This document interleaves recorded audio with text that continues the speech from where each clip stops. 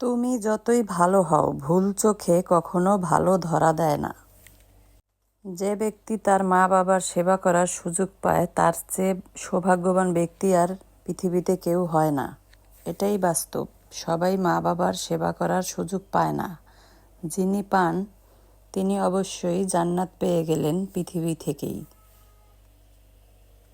একজন সৎ মানুষকে সবচেয়ে বেশি আঘাত দেয় দারিদ্রতা আর দুষ্টু লোকের ষড়যন্ত্র। এই দুইটার মধ্য দিয়ে লড়াই করে যে মানুষ জীবনে টিকে থাকতে পারে, সেই হচ্ছে প্রকৃত আসল যোদ্ধা।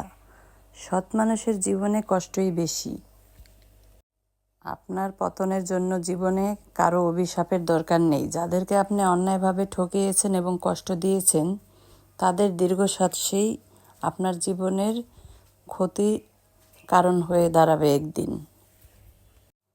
ঘুম আরাম দেয় দেহকে, আর ফজরের নামাজ আরাম দেয় আত্মাকে। তাই আপনি কোনটাকে বেছে নেবেন, সেটাই আপনি করুন। দেখবেন আপনার খারাপ পরিস্থিতিতে সবার দরজা আপনার জন্য বন্ধ হয়ে গেলেও আল্লাহর দরজা কখনো আপনার জন্য বন্ধ হবে না। তিনি সবসময় আপনার জন্য রহমত রেখেছেন এবং তার উপরই ভরসা রাখুন। কিছু মানুষ আছে সবাইকে খুশি করতে গিয়ে নিজেই ক্লান্ত হয়ে পড়ে।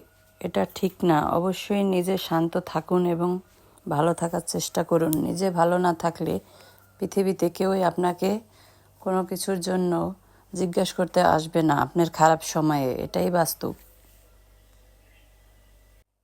পৃথিবীতে মানুষের কাছে কোনো কিছু চেয়ে কোনো লাভ নেই, আশা করেও লাভ নেই। একমাত্র আল্লাহ তাআলার কাছেই চাও।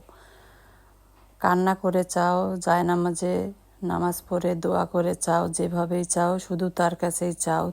তিনি একদিন তোমাকে দিবে, কিন্তু কোনো মানুষের কাছে চেয়ে কোনো লাভ নেই। এটাই বাস্তব।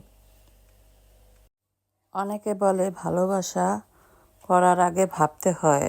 তারা হয়তো এটা জানে না যে ভেবেচিন্তে ষড়যন্ত্র করা যায়, কিন্তু ভালোবাসা কখনোই ভেবেচিন্তে হয় না।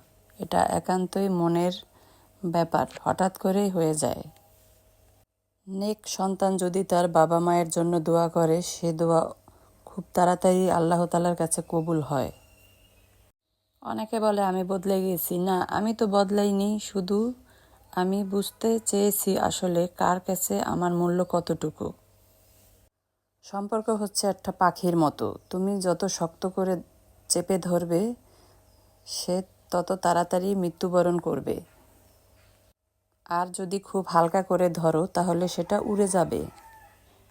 আর যদি সেটা খুব যত্নের সাথে ধরো, তাহলে সেটা থেকে যাবে। হ্যাঁ, এটাই বাস্তব। যত্নের পাগল সবাই। যেখানে মানুষ যত্ন পায়, সেখানেই থেকে যায়।